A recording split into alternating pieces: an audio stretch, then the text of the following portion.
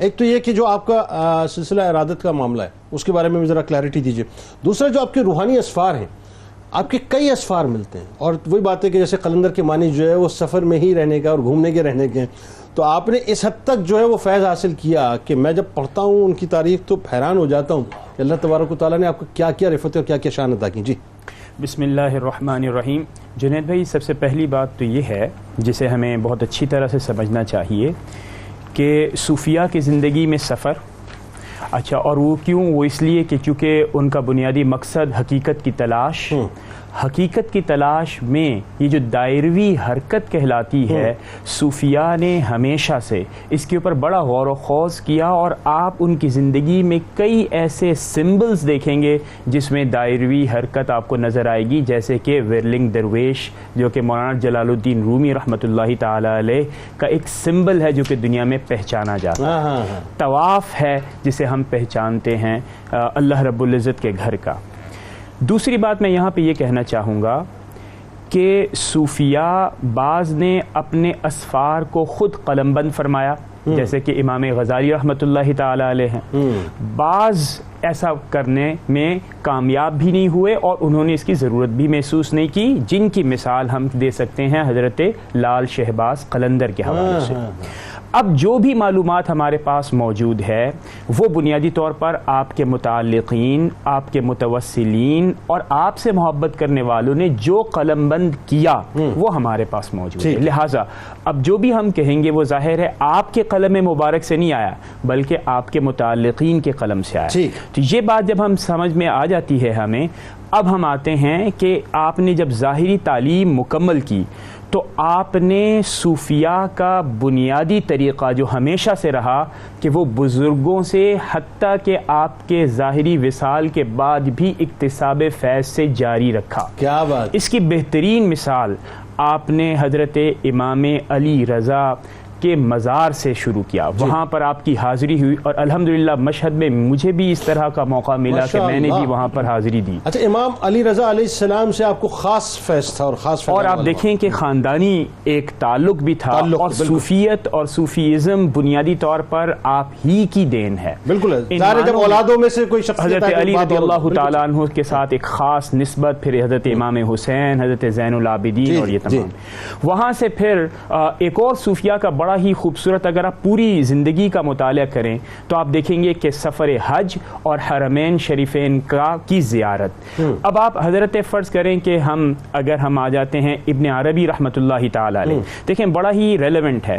اگر مشرق میں ہمیں شیخ حضرت لال شہباز قلندر نظر آتے ہیں تو مغرب میں ہمیں ابن عربی نظر آتے ہیں. اور جب آپ نے بھی اپنے سفر کا آغاز کیا تو حرمین شریفین.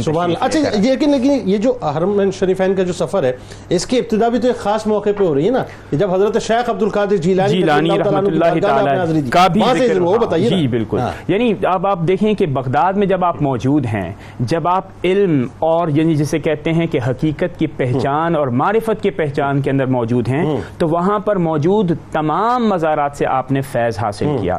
پھر آپ حرمین شریفین تشریف لے آئے، اور پھر واپس جب آپ بغداد تشریف لے کے گئے تو آپ کی زندگی میں ایک بہترین اور ایک بہت ہی معنی خیز تبدیلی آتی. سر اس میں ذرا سا رک کے یہ بھی بتائیے کہ جب آپ روضہ رسول صلی اللہ علیہ وسلم پہ حاضری دینے گئے تھے تو گئے تو چند دنوں کے لیے تھے، لیکن 11 مہینے تک اس عشق میں مبتلا رہے کہ روضہ چھوڑنے کا آپ کا دل نہیں، اور یہ کیفیت آپ کے اوپر پوری زندگی رہی کہ آپ اکثر جو ہے جذب کی کیفیت میں رہتے، اور پھر جب اس جذب کی کیفیت سے نکلتے تو پھر آپ سفر کرتے.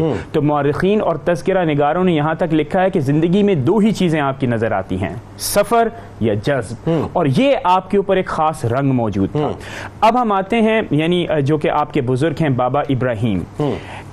روایات میں آتا ہے کہ آپ کے یعنی جو حجرہ ہے اس کے باہر ٹھنڈی رات تھی بغداد کی، وہاں پر موجود تھے، اور بغیر کسی گفتگو کے، چونکہ آپ کی توجہ سرخ لباس میں آپ ملبوس ہیں، اپنے شیخ کی طرف ہے کہ آپ ان سے فیض حاصل کرنا چاہتے ہیں، تو مورخین اور تذکرہ نگار لکھتے ہیں کہ بابا ابراہیم کو یہ علم ہو گیا کہ آپ کس مقصد کے لیے تشریف لائے ہیں.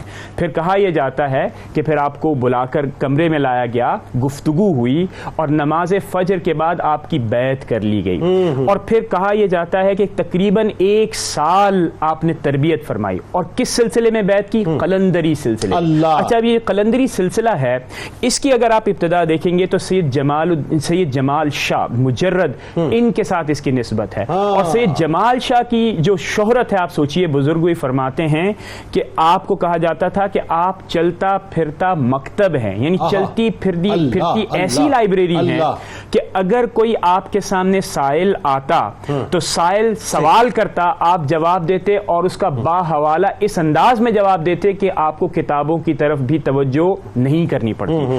یہ ہے سلسلہ بغداد کے اندر. جب آپ حضرت یعنی بابا ابراہیم سے وہاں پر چلے تو آپ نے دو چیزیں آپ کو دی, ایک ہے سنگ مقبول جس کو آپ گلوبند بھی کہتے ہیں, اور دوسری ہے عصا جو کہ بادام کی لکڑی کی بنی ہوئی تھی. یہ متبرکات جو ہیں آپ نے اپنے دوست کے ذریعے سے, مورخین لکھتے ہیں کہ سہون شریف بھجوا دیے. اور حضرت جمال رحمۃ اللہ علیہ کی بارگاہ سے آپ کو یہ ملے تھے؟ یہ نہیں, یہ حضرت بابا ابراہیم کی بارگاہ سے, یعنی شیخ ابو اسحاق سید ابراہیم قادری علیہ رحمت سے آپ نے بیعت کی. اور چونکہ یہ قلوباً جو ہے, میں چونکہ ظاہر ہے وہ مجھے یہ شرف رہا ہے کہ میں کئی مرتبہ سیون شریف الحمدللہ جو ہے اپنا یہ قلندر پاک علیہ رحمہ کی بارگاہ میں جو ہے حاضری دینے کے لیے گیا ہوں, تو میں نے دیکھا گلوبند جو ہے ان کے بالکل مزار پر انوار کے اوپر ہی لٹکا ہوا ہے. بالکل, اور وہی ہے, یہ وہی ہے. اور اس کی ایک خاص نسبت دیکھی, اس کی نسبت امام زین العابدین سے جوڑی جاتی ہے. اللہ. اور اس کے اندر یعنی اب یہی یعنی تذکرہ نگار ہی لکھتے ہیں کہ اس کے اندر پتھر ہیں اور تین پتھر ہیں, اور وہ تین پتھر ہیں جن کی نسبت حضرت امام زین العابدین سے جوڑی جاتی ہے. اللہ اکبر. تو یہ ایک وہ تبرک ہے جو کہ حضرت بابا ابراہیم نے آپ کو دیا.